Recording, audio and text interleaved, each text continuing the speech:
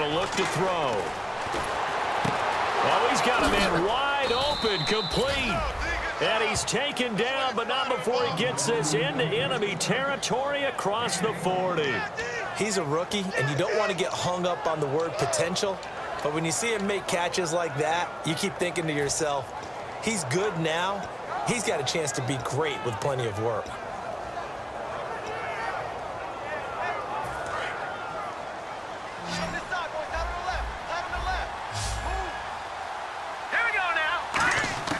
Now on first down, he'll drop to throw it. Wide open receiver, complete. And inside the 20 before he's brought down.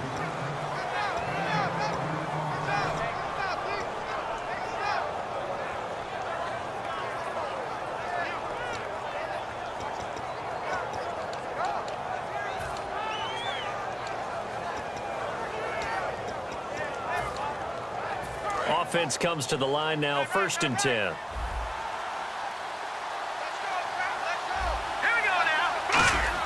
From the red zone now, they'll look to throw. And he's got him. Got his man on the end route. Complete. 7 yards, the pickup on the pitch and catch.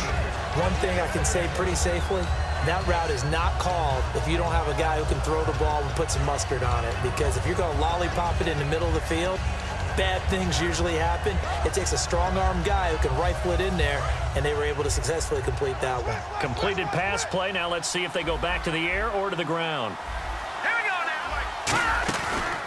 They'll run the option left. They'll run it now out of the gun. Give him a yard on the run there, and that's going to set up a 3rd down and 2. So if I'm an offensive coordinator, there's one thing that I know for sure. This is one of the top 5 teams in the NFL against the run. So when I look at my playlist, I'm probably thinking about throwing it.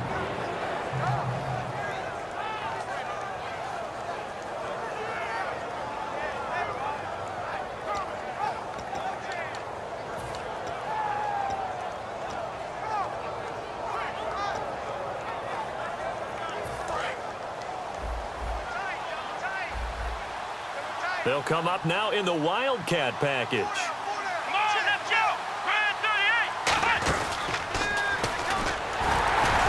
And he picks up the first as he's able to take it down to the 7-yard line. And give them 2 yards there as they're set up now with a 1st and goal. I don't know about you, but that almost felt like old-time football there. 3rd and 2 is not necessarily just a running down anymore. A lot of times they want to throw the ball. They went back to the roots and powered forward and got the 1st down.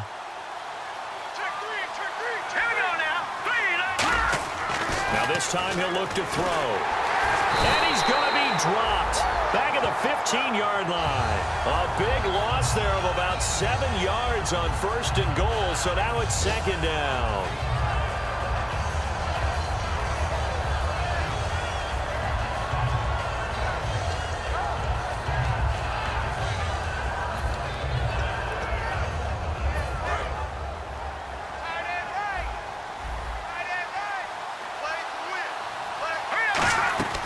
Now a shotgun snap as they'll look to throw. And his throw is going to be incomplete.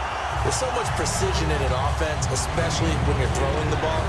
And in an out route, plenty of it. How about the quarterback hitting his back foot, ball's out of his hands, receiver making his break, making his cut. He's got to time up perfectly. Not always easy to do. Just let him a little too much. Yeah, I remember back in the good old days, I was talking to a quarterback, and he said everything they did was on the count system. So when he took a snap, and he's going to be intercepted a 3rd time. A great read, and it's picked off. And a big turnover there as his guys will get the football back. And now out on the field, here comes Los Angeles. And that recipe on their last drive that resulted in a touchdown looked pretty good, so they'll be hoping to do that once more. It takes me back to when we sat with the offensive coordinator and the head coach. They felt pretty good about their game plan and thought there were some holes in the defense, and they exploited them the last time out. Let's see if they can come back and put together a similar drive. And we'll see if they can do just that. Offensive linemen love creating space for their guys carrying the ball, but when that guy also breaks tackles and creates extra yardage, they almost feel like he's one of them, and they really embrace him. Again, they run with Gurley. And an alley to run. And he'll be brought down right at the 30 here. It's a 9-yard gain, and it keeps the drive moving. 2nd and 1 and people want to run the football, this is where every back in the league is supposed to do exactly what we just saw there, pick up the first down. So it'll be first down here after the run.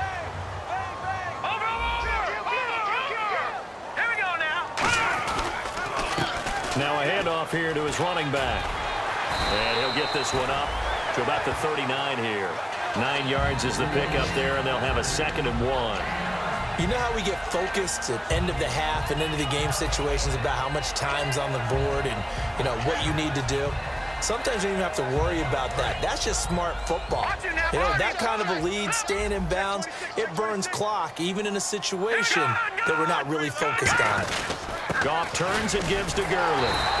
Only a gain of a yard, but that's all they needed, as that's going to move the chains.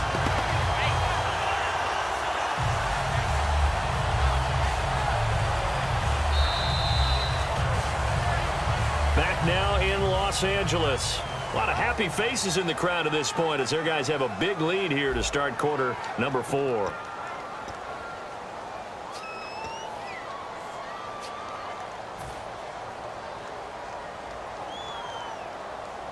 Fresh set of downs here. Shift together here from the D-line. Gurley again here on first down. And that play went nowhere. Losing yardage. It'll be back at the 36. And in this situation with the lead fourth quarter, they're liking keeping the ball on the ground, I'm sure. That's just smart football, but you know the defense has to know it as well. They've got to stop them here. So now we're going to see that loading the box in a big way. 6, 7, 8, 9, whatever it's going to take, puts a little bit more pressure on your big offensive line. And he'll be brought down just shy of the 45. Call it an 8-yard pickup, and it'll be third down.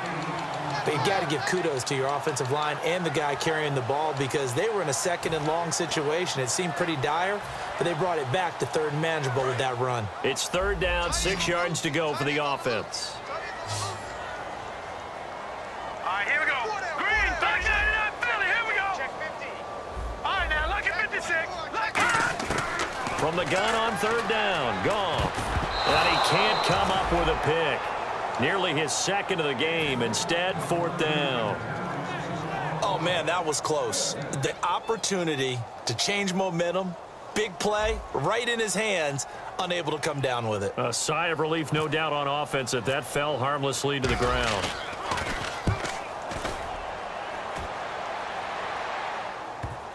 And that is very well done there, as this will be marked out of bounds at the 5-yard line. And the 49ers getting set to trot out there. And 3 interceptions in this game. And I would have to think, I wasn't a quarterback, but number 4 is kind of, you're like, oh, man, I can't throw 4. No, and what's interesting is, what do the coaches decide to do now? Having thrown 3, do you alter your offensive strategy? Do you take the ball out of his hands and maybe turn to the running game? Or do you have that supreme confidence that he's going to turn things around? We'll see what they do. It's a 6-yard gain on the ground, and that'll make it 2nd and 4.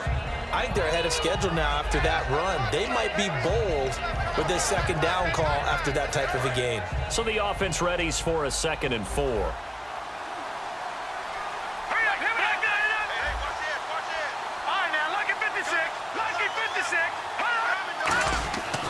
Looking to throw. He's going to be brought down. Back at his own 6-yard line. They get to him for a loss of 4, and it brings up third down on the sack.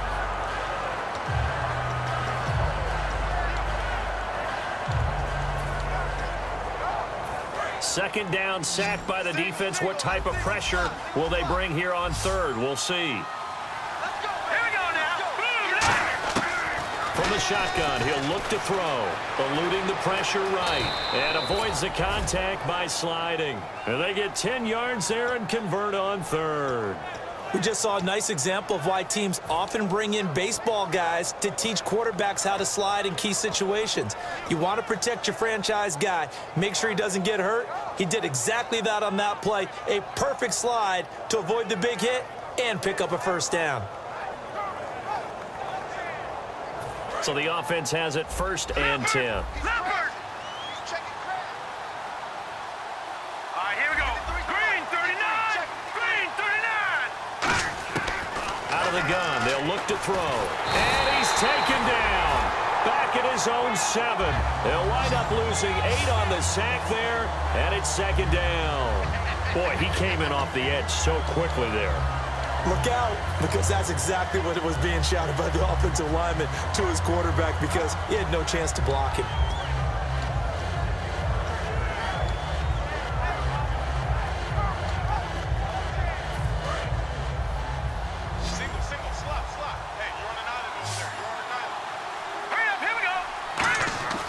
Now back to throw. Under pressure, and they got to him again.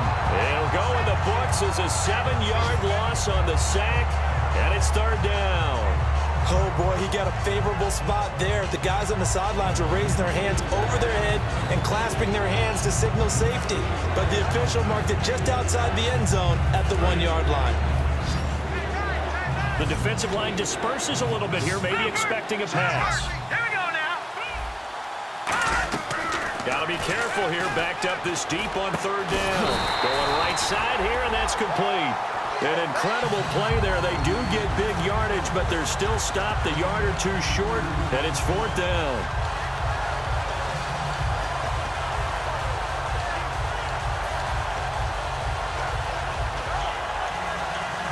A critical one here if they're going to have any shot at this thing. So they'll go for it on fourth down.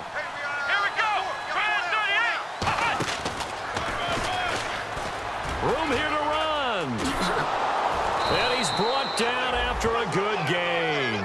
Call it an even 20 yards on the pickup. And they're able to pick up the conversion here on fourth down.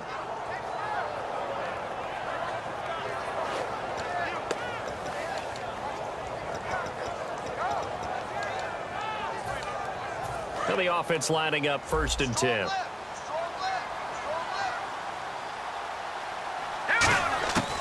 Now they'll throw here out of the gun. Going for the deep ball. And that one falls incomplete. Looked like he might have had position there, but he couldn't hold on at second down. And when all else fails as a defender, when you're not there in the coverage, your best friend is exactly what we saw there. A big play shot taken by the offense. Unfortunately, it ended in a big drop. And the 8th play on this drive coming up.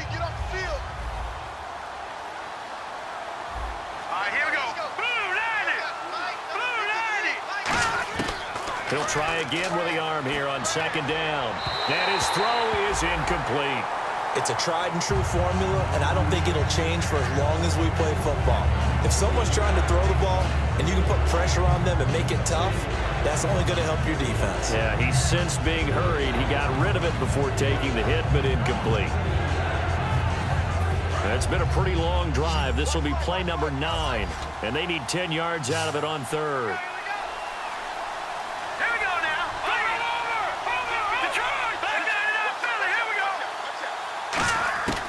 Back to throw here.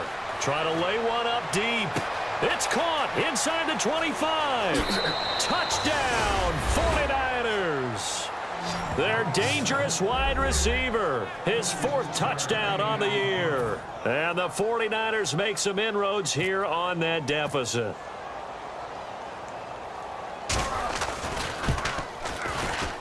And the lead will be cut down to 14.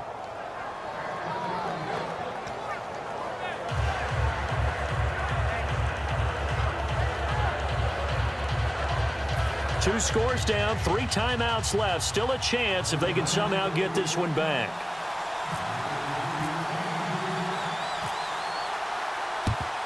And the hands team for the Rams able to secure the football. Well, 4th quarter, they felt like they needed the football back. Unfortunately, they couldn't get it.